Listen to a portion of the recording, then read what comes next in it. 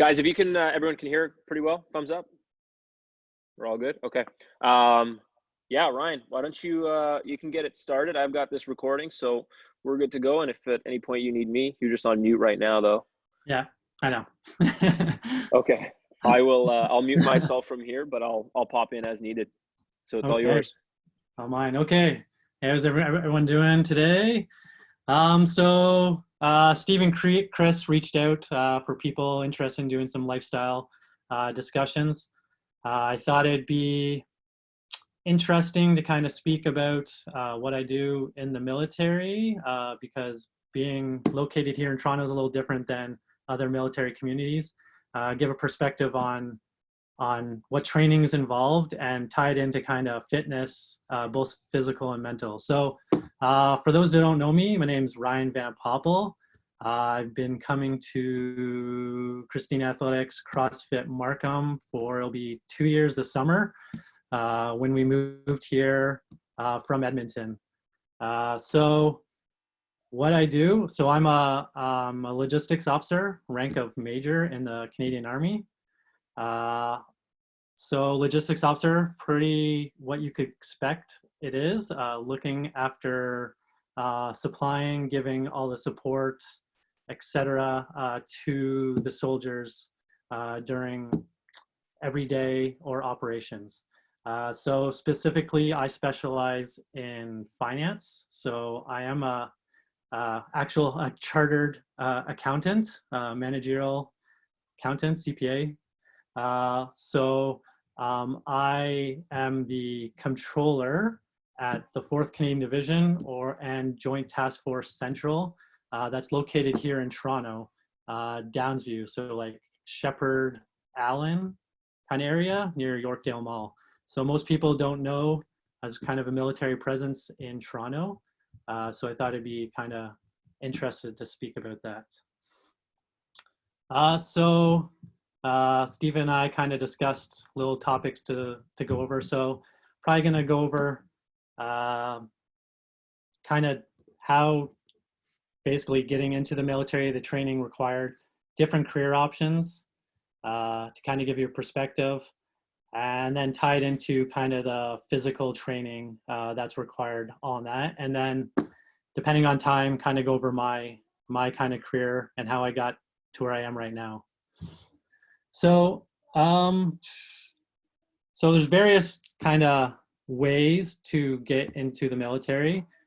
2 aspects. So the reserves, which is kind of, is the part-time aspect of the military. You'll see them located various communities within Canada.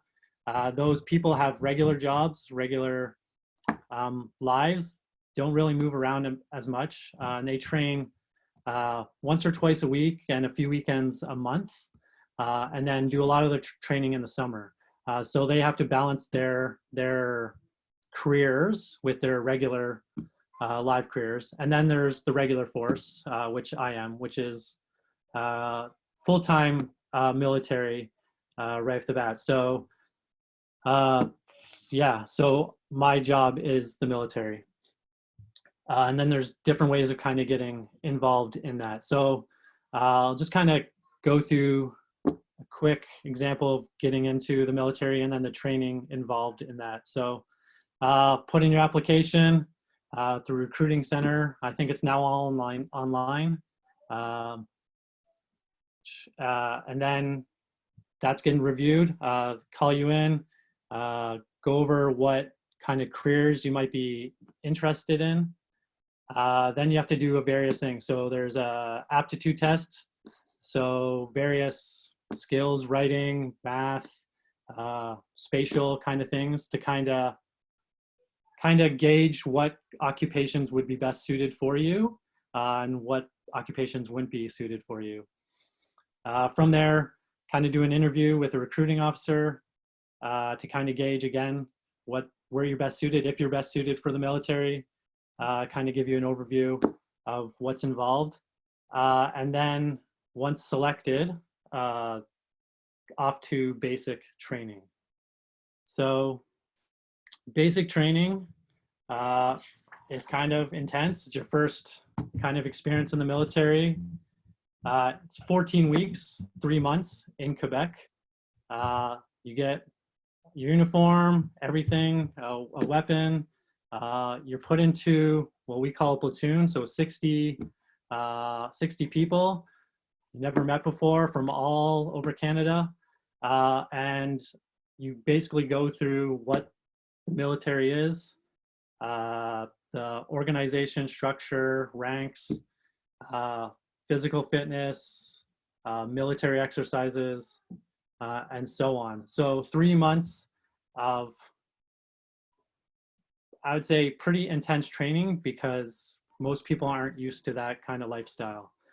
So it takes a lot of like mental and physical abilities to go through that, and tie into kind of teamwork. So with those 60 people, you're doing little tasks, you're cleaning stuff, you're doing physical activity together. So you're building that bond, that camaraderie with those members, and they help you through that 3 months. And it really, the intent is to kind of build on the strengths that you have, as well as overcome the weaknesses that you might have. So to work on building those strengths as you get forth through the military. So once you're at basic training, that's where you'll see the fitness test. So a lot of people kind of question, kind of ask me what is involved in the fitness test. Is it challenging? I'd say a good chunk of people, I'd say most people doing CrossFit at Cristini Athletics could overcome the fitness tests. And I'd say since I've been coming to Cristini Athletics, me doing the fitness test has improved. So it's the best that it has been over my career. So props to that. So what the fitness test is, it's like a four-part test. So there's a shuttle, intermittent shuttle rushes. So it's 20 meters, 20-meter shuttle for a total of 80 meters. And then every 10 meters, you're basically doing a hand release push-up or like a burpee. So every 10 meters, you drop down, get up, go 10 meters, drop down, get up. Basically a sprint for a time. So yes, Oscar's burpees has improved my shuttle run. So that's timed. There's a max time that you have to maintain, or that you have to meet, and then you go into the next activity, which is sandbag lifts. So again, another functional fitness activity. So 20 kilogram sandbags, 40 pound-ish. You have to do 30 sandbag lifts to a meter height on a wall. Basically doing side shuffles. So lift a sandbag, side shuffle, lift another sandbag, side shuffle. Again, time limits, getting done 30 sandbag, basically sandbag squats and lifting that. Then move on to intermittent shuttle run. Again, 20 meters seems to be a standard length for a total of 10 shuttles. So, and you alternate carrying a sandbag, again, 20 kilograms, and sprints. So one way back, 20 meters there, 20 meters back with a sandbag, drop it, do a sprint, pick up a sandbag, and so on for 10 rounds. And then the final exercise is a drag. So kind of think of doing like the rope pull, the sled pull. You're holding a 20 kilogram sandbag that's attached to like a sled that holds another 100 kilograms. So 4 more sandbags. You have to drag that for, again, 20 meters, and that's all timed. So that's your first experience in basic training with the fitness test, and you have to meet that test at basic training. If not, you have to go through remedial fitness training. It used to be that you had to meet a fitness test prior to joining, but I don't know, maybe today's society or otherwise, they realized, hey, we could get people into the military and provide them maybe those useful skills or those fitness skills that they might have not experienced back home growing up. So it gives them an opportunity to develop some fitness there at basic training and experience to those exercises, so they could pass the fitness test. And then throughout basic training, there's other tests. So I've seen some of the hero odds here with the rucks. So ruck marches are a big thing in the military, specifically in the Army.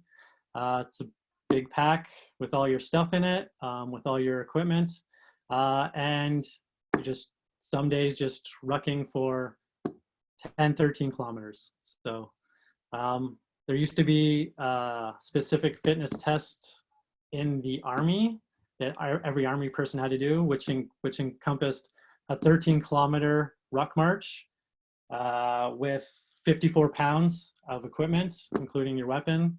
You go 13 kilometers at a time. I think it was 2 hours something. Drop that, had to do what we call like a casualty drag. So dragging a person 10 or 20 meters and then digging a trench. So all kind of, you could relate it to functional fitness that we do here. And it's really physical and mental. So 13 kilometers just with 54 pounds on your back or on you. Not allowed to wear iPods. just going with the rest of the soldiers. Also build some teamwork. You're just discussing with them, pushing people through. And then mentally grueling and physically grueling on your feet. So unlike wearing running shoes, you're wearing combat boots. So hope those are comfy. So 13 weeks, 3 months basic training.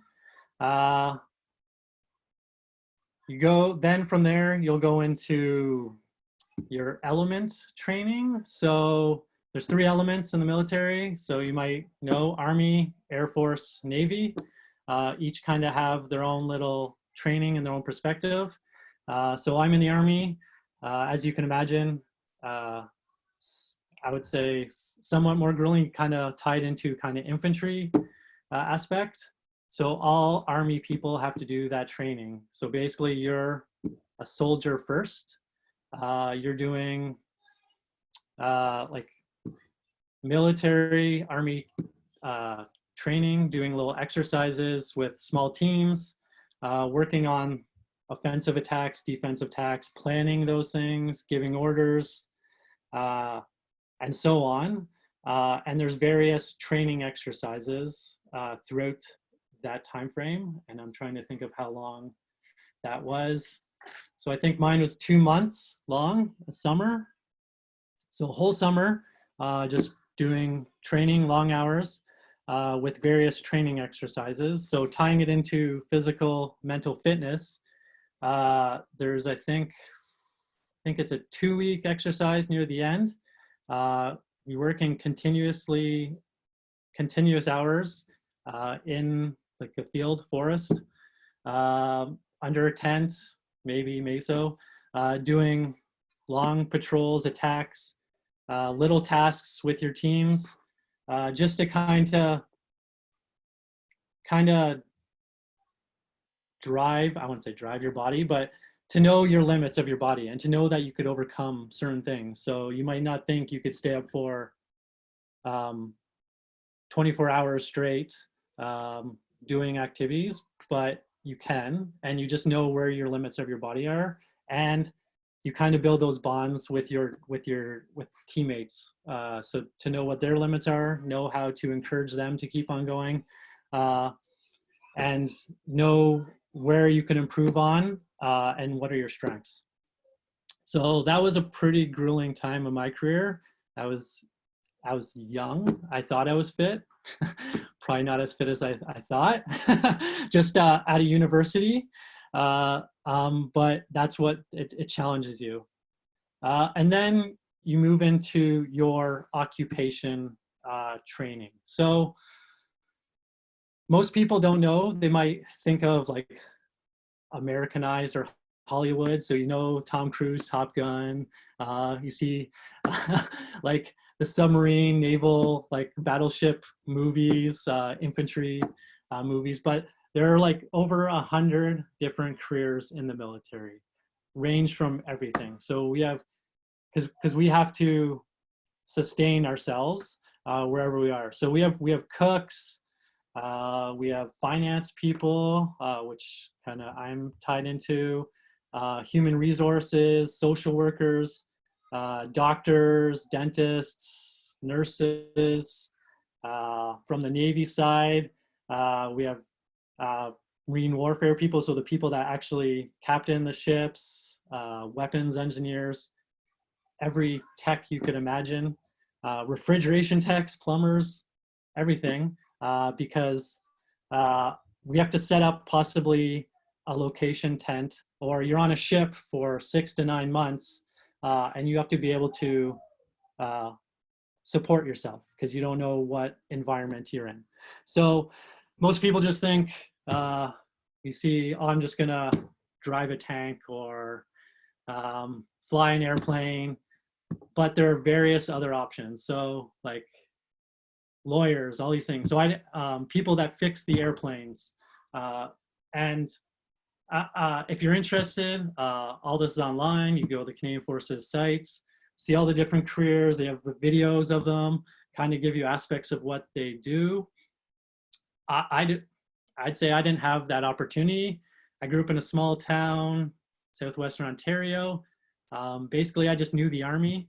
I just saw movies. I was like, I want to do that. So I started off as an armored officer, where I trained to command armored vehicles like tanks and armored vehicles, with teams of 4 to 6 people operating those vehicles. As I progressed through military college, I was taking business administration. One of my professors was like, hey, the military will pay for your accounting designation. I was more interested into the business aspect, and I thought, hey, logistics would tie in my interests and what I'm good at better than commanding armored vehicles. Not that I found that interesting, it was interesting, but I thought, hey, this is my strength, this is what I'm good at. I could bring that to the fight in the military. So when I joined, I didn't know like those occupations occurred. If you could hear my stomping of my kids upstairs running around. So a number of careers, and they all have to do basic training. Yeah, so even, yeah, I would say, even if you think, I'm trying to think of a career that maybe not. So even we have chaplains, we have padres, even they have to do basic training. Maybe not so much on the fighting aspect, but they have to understand what everyone has to do in the military, because in the end, you're a soldier first. So you have to go back onto those skills. So you do your kind of career courses, your training, and then you're sent to a unit or an organization somewhere in Canada, depending on what you are. So that's your kind of your first real military job, and depending what you do there, you kind of get to know that unit, organization, what their role is, what they do, how you fit into that, and then there's continuous learning and training throughout your career. So there's 2 streams, kind of going back. Non-commissioned member, I'd say non-commissioned member, they're like technician, the workforce people. As you progress, there's more leadership aspects. your career. And then there's officer. So I'm an officer. Right off the bat, you're in command of soldiers or airmen, sailors. Right after graduation, you have a more leadership role, planning stuff out. And officers, you have to have a university degree or something that relates to your occupation. Well, if you join as a non-commissioned member, certain technician, the military provides all the training required. So join as a cook, we'll train you to cook. It helps, yes, if you have a Red Seal, whatever, or certificate. Train as an aviation technician to work on airplanes, jets. The military trains you. So provides you all that training, and it's lengthy, but it could be useful for in the military or outside the military. So I know Gore, you got all your engineering schooling, so that probably helped you afterwards. I progressed business administration, accounting, and maybe after I am done my military career, get into something more along that line. So the military provides most of that training, and it occurs all throughout your career. So from day one, and you don't stop training. There's continuous courses. You could apply to do further schooling, and so on. So then you get to your first organization, your unit, and then depending on your career, no career is the same. You get put into different positions or different opportunities, and you could progress how you see fit or the military sees fit through your career. So I guess maybe, what do we got here time? So I could go, so my career, so mine's probably not like others in the military. So logistics officer, as I mentioned, I specialize in finance. So that's a rare, I won't say a rare, it's a rare specialty. A lot of people probably get that training, go out into the financial world after they're done a certain amount of service. But I've stuck through it. So, and there's not that many finance officers at each location. So unlike, I won't say infantry, you have a large group of infanteers. There's usually 1 or 2 finance officers at each location. So I started off my career in Petawawa, Ontario, so up near Ottawa River Valley. I only spent a year there. A position opened up in Meaford, Ontario, so near Collingwood, where I was given the opportunity to be the financial controller of the base there. So as you can imagine, that's mentally stressful. I was only in a location for a year. I have to move, luckily in the same province, somewhere where I was familiar with, but put into a new position. I was only 21. I was in charge of the finances for the whole base, so a $20 million budget. And I just had to jump in and learn the job and learn from my staff. So I had 10 staff working for me. So at 21, 10 people working for me. A lot of them were in the military longer than I was alive. So they had a lot of experience, which that was important to kind of to engage their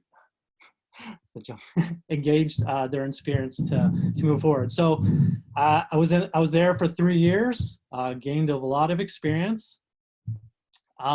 And for officers, I'd say not every career is the same, but you're usually put into a new position every 3 years.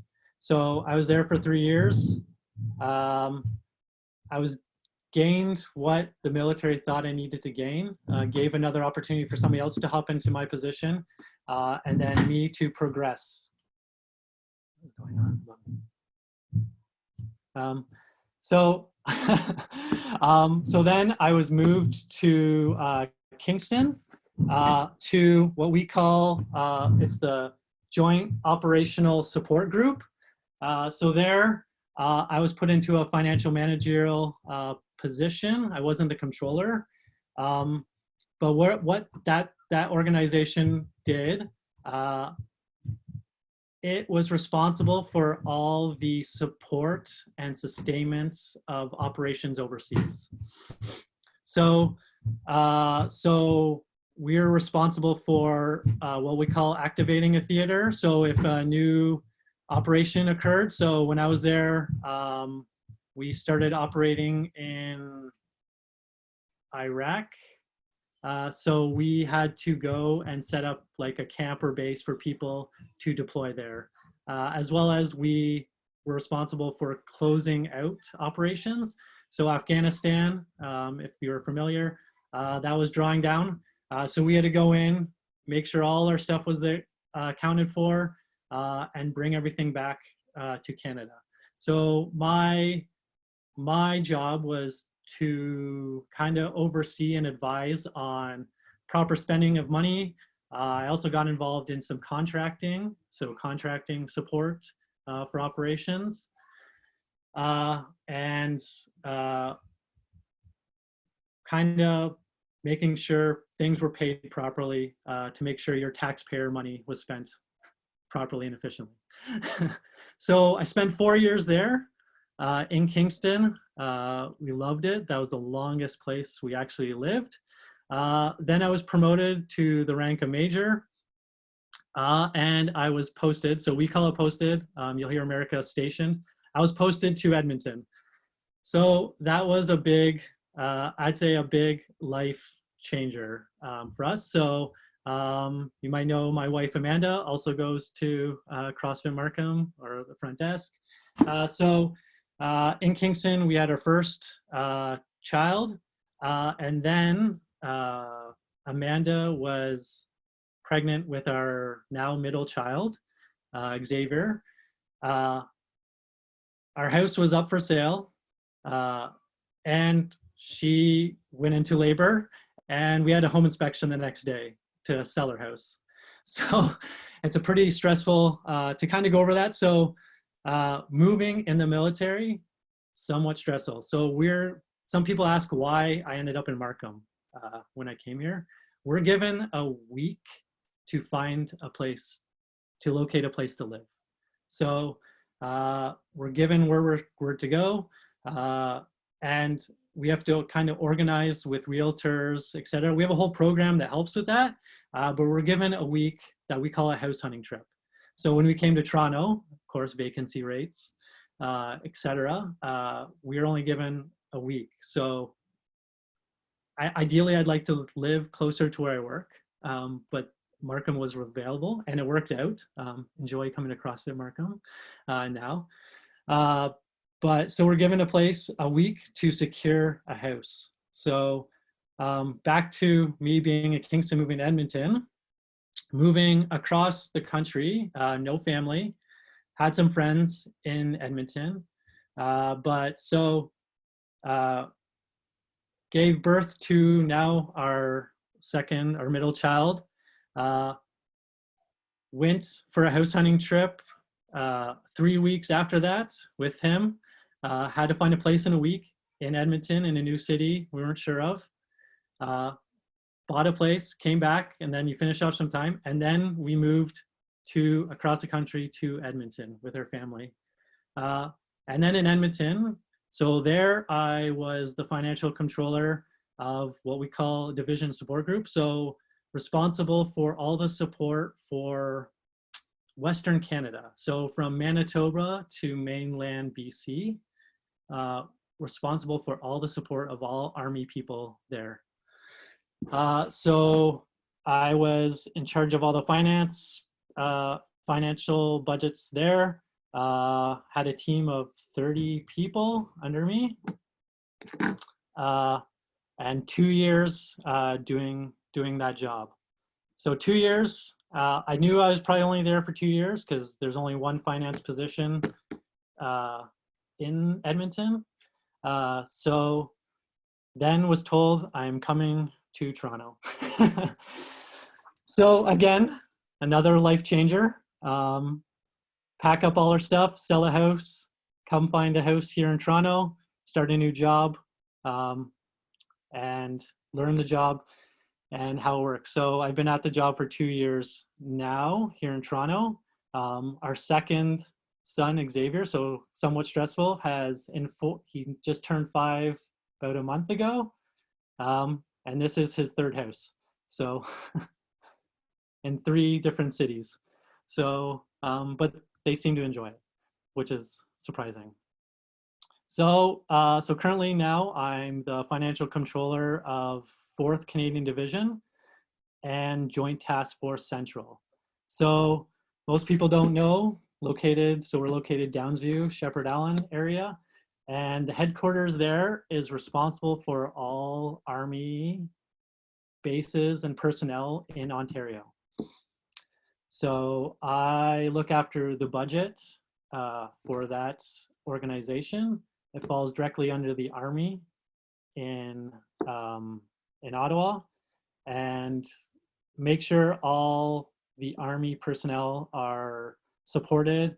They do their training, get ready for deployments, and then tie into kind of domestic operations. So floods, forest fires, now kind of supporting what's going on with COVID-19. Some of our people now working in long care homes or doing logistics supporting the province of Ontario.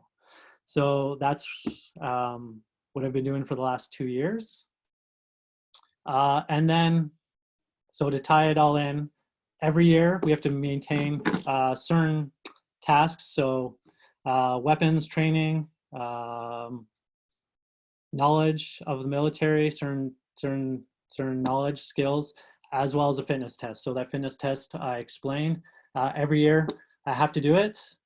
So continuously training to maintain those skills. As I mentioned, since I've been at CrossFit Markham, my actually test results have improved, with my last test in February being the best it ever has been in the military. So you could see kind of like how functional fitness ties into that. And then as you'll see here and what we're doing here with the lifestyle talks, keeping people engaged, etc., it's keeping that mental fitness always important. So a little more different probably than other jobs, but for myself, especially during like domestic operations, floods, everything, like our schedules get pretty busy. I'm on parental leave right now, so I'm not really involved in what's going on currently, but some long hours, some stressful situations. I have to deal with like financial year end, make sure everything's spent properly, make sure everybody's supported. So I think Can I ask you a question? I'd like to ask you a question about training.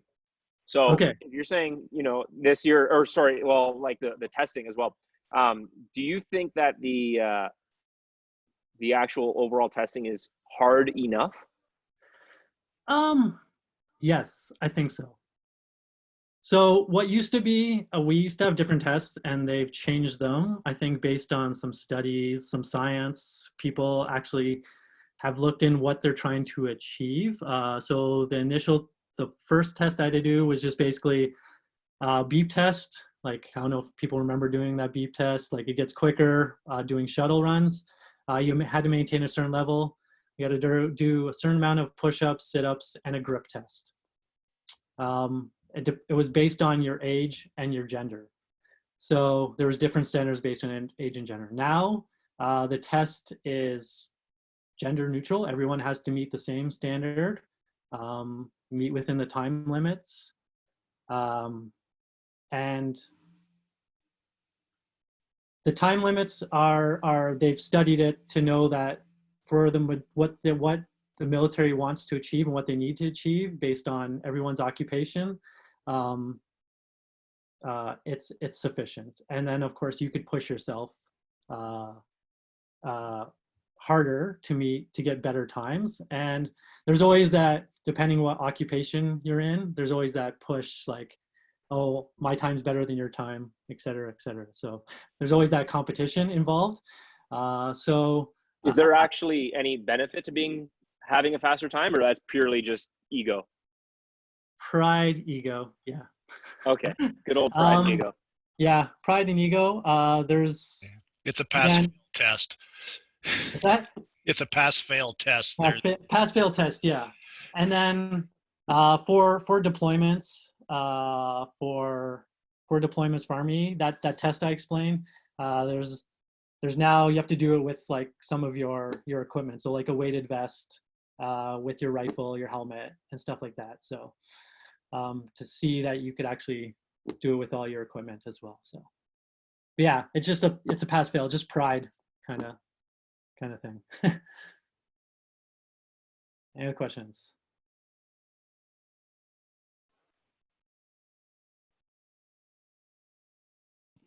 It's quiet.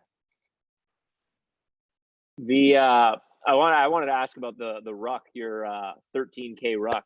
Yeah. You said it was 13K, right? Yeah, 13K. Yeah, that in your combat boots, that's probably got to be the feet probably had to be like the worst thing in the world. Yeah, so for me, I got like super flat feet. That would be awful. Depending on your combat boots. So the older ones, like pure leather, like hockey pucks on your heels. Yeah, to work them in. Orthotics or like gel pads. Again, mentally, like you get to a certain point and your feet are hurting and stuff, and you just keep on pushing people, or like you help your members. So and another aspect, I guess, pride, other stuff, for going back to the fitness as a leader. So like I'm in command of soldiers or troops, like I can't be seen to be falling back, right? You have to lead from the front. So to kind of you got a little social pressure on you. Yeah, kind of instill that confidence, etc. So that also helps me push my fitness a little bit more, because I know that I'm being observed. I know that I'm instilling like confidence or mental whatever strength in my soldiers. So if they see me falling back or me in pain, they're mentally probably going to think, oh, either I could do it, I could fall back, I can't do this, or they're going to think, oh, like I can't complete this. So that kind of drives me a little bit more as well to improve my fitness. But yeah, 13Ks. Some I've ended up with some pretty good blisters. Yeah. and then the casualty drag with like another actual person like your same size. Well, actually we got like weighted dummies, so it was standardized, but it used to be just pick somebody your same size. Yeah. Do you think in like your earlier days of training, when you were basically, the same level as everybody else, how much of, succeeding through the training and getting through that mental toughness, do you think a lot of it was attributed to your own kind of attributes, and that you're like, you know what, I've got this and this is who I am? Or do you think it was because you were able to lean on other people and there was more of like a support kind of community around you? Do you think it was more like an individual thing or a community thing? I think it was a community thing. I think I've developed my kind of like my leadership, my strengths. Like I wouldn't say I was a pretty confident person. Like I wasn't like captain of the basketball team, et cetera, but like I was fairly confident in what I could achieve. And you kind of break out of that mold. But you kind of just build on other people. You build that friendship. You sit with them long nights just discussing stuff, complaining about stuff like similar to this. Oh, we have to do whatever, so many burpees. Like it's like, oh, we have to do this, and you kind of just build that bond, and that kind of what gets you through. Also, you don't want to let them down. So, and that's what the training kind of puts in. You're doing like tasks with them, and I guess it depends on personality. But I grew up in a small town, work ethic. I was big into teamwork, team sports. So like I wasn't gonna let someone else down. Like my weakness let someone else down. So that pushed me a little bit harder. And I think a lot of people that join the military have some of those same competencies, those same kind of I was trying to say those same ideologies. Like, so they're big into teamwork, et cetera, et cetera. So it really is a team aspect. And then like the whole moving thing. So again, how I say Toronto's odd. So most other bases locations are in like a military community. Like you don't have to explain what the military does, like what you do, why you're there. Like a big part of their industry is defense and the military. So, but like, and you build on that military community. So Toronto was a little more difficult. Everyone at the headquarters is spread out through Toronto. Some people commute in from like Barrie, Bowmanville, etc. Because some people are they're located other places and they don't want to move their family. So some just move in or rent a place here. So I give for all out. It's not just like because I'm doing the thing. I give big I'd say props to like the Cristinis here. So building that community. It's not just like because I'm here. So like you could ask my wife Amanda, like she got into CrossFit. I got into it when I was in Edmonton, found a place. I was like, hey, what's a local place here? I want to continue it on. And she got into it, and I think it just built that community friendship, built that belonging that we would normally get being in another, like a military location. So for those that you probably realize it as you're on this call, that's addition to you building that fitness. That's what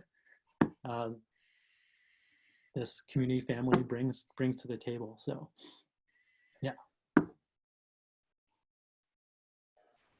It's cool, like hearing you talk about this all. It actually, like a lot of it does sound, all the values and the core values essentially of the military are kind of like very much where we are as a community too, right? Like and that's why like I ask those certain questions, because it does sound like, you know, when people come to a CrossFit gym or they go to a gym where there's like kind of group training, a lot of the times they tell people it's like you'll end up making some of your best friends because there's something really special about suffering with other people. Like, exactly. You know, everybody can be kind of friends in the good times, but your best friend is usually the one you went through some shit with, right? They're always the person you went through some weird experience, or you had like a trip gone wrong, and you know, you're like, you ended up with the greatest stories because of it. And a lot of the times we find people in the gym end up making this new friendship with a lot of people because, number one, you're going into a place where the things that brought you there, you probably have similar values to those same people. And then when you get there and you get used to going through this constant kind of suffering together, you do the same thing. You talk at night and you're like, man, that WOD sucked. Yeah, that Coach Steve, he's a real asshole, right? Like you kind of, you get that fun talk going, and it actually brings you together, and it sounds pretty damn similar to what's going on in the military. I guess that probably makes a lot of sense as to why a lot of military people end up in CrossFit, why, you know, CrossFit's pretty popular for military training. But it's cool to hear like the values of the actual mindset of the people sound pretty same. Yeah, sound pretty similar. exactly. We enjoy shared suffering. So Gord graduated from military college, same as me. Perfect, So, Gord. yeah, those 4 years, that's where you build like my like best friends are. Yeah, exactly. Went through those things, graduated with those 4 years or military experience. Some are out of the military now, but we still keep in contact, and you still maintain those connections, those strengths. And so we have fitness instructors, we have programming, et cetera. And I still go to CrossFit Markham, and so on top of that, like I could go to my free gym at my base and go do that, but it builds that, as you said, that kind of bond, that program, and enjoy going through that, the grueling. Maybe I'm a sucker for punishment. I don't know. Like, I think we all have a little bit of something wrong with us. We all secretly like a little bit of suffering. Not everybody does, but a lot of the people who stick around in CrossFit gyms, they all have that little bit of thing going wrong in their head. They're like, I hated that workout. I can't wait to do it tomorrow. yeah. Like, okay, we'll see you tomorrow. Yeah. So, and I guess I tie back to, I guess, one thing. So if people are thinking like length of service wise, so I've been in 17 years, including my schooling. So military college, university, where I got my degree in business admin. So that included as my military time. So 17 years in, but there's various contracts. So I think the shortest one's like 5 years or something. It's just kind of 3 to 5 years. It's kind of to pay back that training, that service, serve your time, and then you could decide if you want to continue on or not. So my career has been, look back, sometimes it does suck and it's long hours, but like it's been pretty good for me. So I'm continuing it on. So, and 25 years I could retire. So.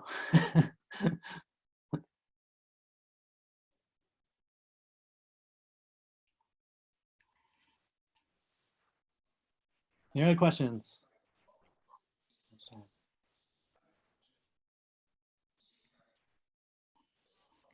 Anybody else? Anybody want to? Gord, you got anything to say? You want to join in on? I just came in to heckle the Army guy. Go Navy. But yeah, sort of continuing on from what Ryan had mentioned earlier, sort of answering your question, Steve. The military does make a, particularly as an officer, your job is to get your group through the task at hand, and you've got to lead that group, much like you do with a CrossFit workout. It's not about the you have to finish first necessarily. It's about you want to make sure that everyone in that group can get through that workout and trying to find ways to achieve that group goal. And we were talking earlier again about that shared suffering thing. Even though Ryan and I never went to the military college at the same time, we have a certain bond there because we've experienced the same thing. Much like, if you go down to, or if you go to visiting a different CrossFit gym, you're automatically friends with everyone there because you've gone through the same sorts of things.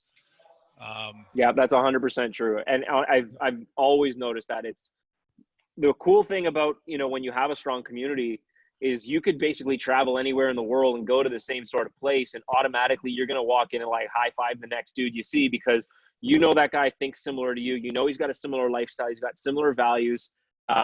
Yeah, there is basically like a worldwide bond in that same sort of sense with CrossFitters too. You can go anywhere and feel comfortable right away. Yeah. Mm-hmm. That's pretty cool. Cool. Well, I mean, we're almost at an hour here, so if anybody's got any other things they want to join in on before we call it a day. Any information? We're the government department. It's all online. I'm not a recruiting officer, so I was going to say, if anybody wants to join in, new career choice, go ahead. Yeah, we're a little young. We're a little slowed down right now. A little stopping on recruiting due to everything going on, but I think it's all online now, most of it. So, yeah, it's such a great option for young people to explore as a viable option, rather than college or university. So, thanks, Ryan. That's really helpful. And you could get your college, university. So I went to military college. There's other option of going to a regular university. It's the same program. You go to university, you do your degree, and you do most of your training during the summer. Yeah. For the reservists, so those part-time people, they get, I'm not sure the amount, but annually they get a certain amount that they could use towards tuition for college or university. And isn't there a summer program too for young people?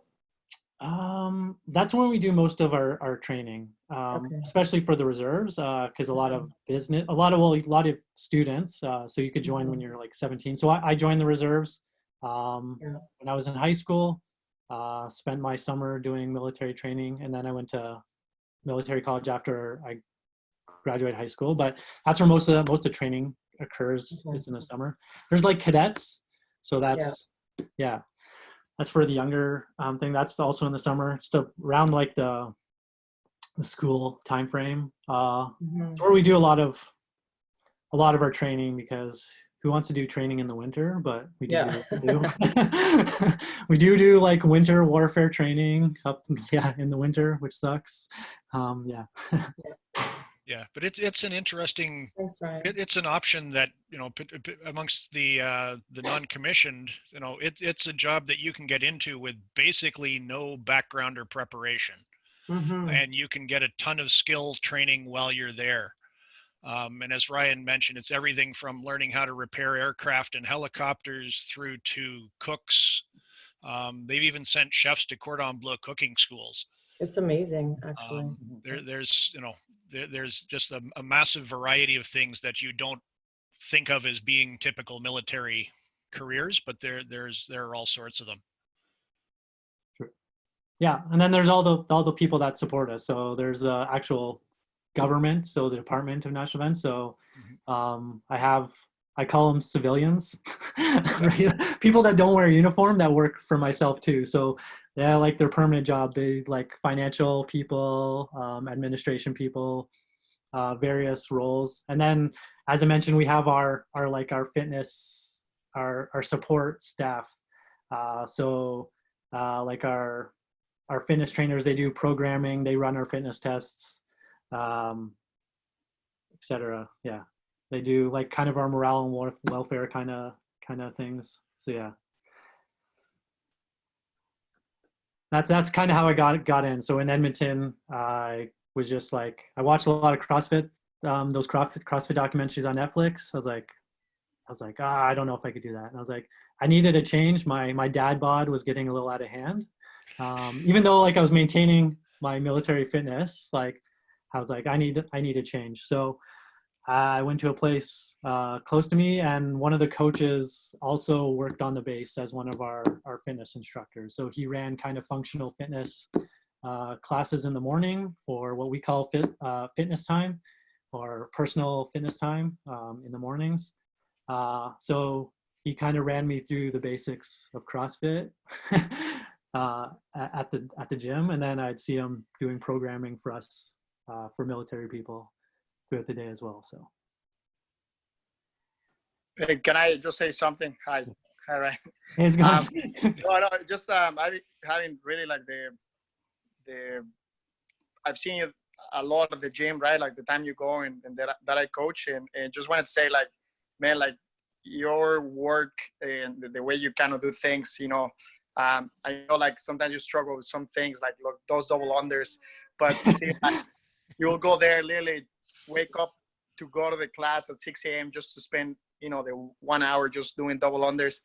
And that's pretty cool. And I can see like all, you know, you said it right. Like, you know, the way you kind of work in some stuff in your life, like you work the same at the gym, and the way you work at the gym goes to your life. So pretty impressive. And I just want to say, like, I really like that commitment and discipline that you have to do stuff. And I can see, like, you know, the military of course teaches you that, but like, I mean, like, you know, just since you started, like to now, like just before all this thing happened, like you were just hitting workouts, like a lot of workouts, RX, and like, I know like you were pushing, and you know, it's just been amazing to see that whole development, and it's cool. It's cool that it's a whole, right? So your job, life at home, and the way you train. So it's cool to see, and just wanted to point that out.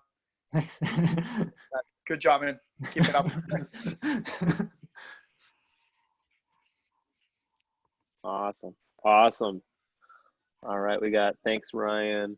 So Cool. yeah, That was awesome. That was military. Military training, yeah. That's great. All right, well, thanks everybody for joining. That was we're just about an hour there now. Thanks a lot, Ryan. Appreciate jumping on here and telling us your story and some cool info. And again, if anybody wants to go to the recruiting website. Yeah, or give me a shout if you have any more questions or whatever. Yeah. there's probably a lot more detail of like my whole career, what I do, like what we like, because I said you don't really see the military here in Toronto until there's maybe, well, the ongoing joke that like getting called in to shovel out snow back in the snowstorm day. It's really the only time. But yeah, until there's like a flood. So like this is I say our busy season. We're planning for flood season up north and in Ottawa and forest fires. And if you unsure about what we do with that, I could always explain that as well. So. Yeah, and if anyone has questions, they're not quite ready to go the whole recruiting center route. Sort of, I'm sure Ryan as well, but I'm happy to answer any questions about things in the military or life therein. I've done that for other people at CrossFit Markham, one of who's actually a cadet at Saint Jean now. Oh, yeah. So Conrad? we'd be happy to help out there. Yeah, Conrad. Yeah. Nice. Cool. Thanks, guys. Okay. That was great. Have a good one. All right, guys. Have a good afternoon. Take it easy. We'll see you guys on the dumbbell WOD at 3:30. See you guys. Yeah.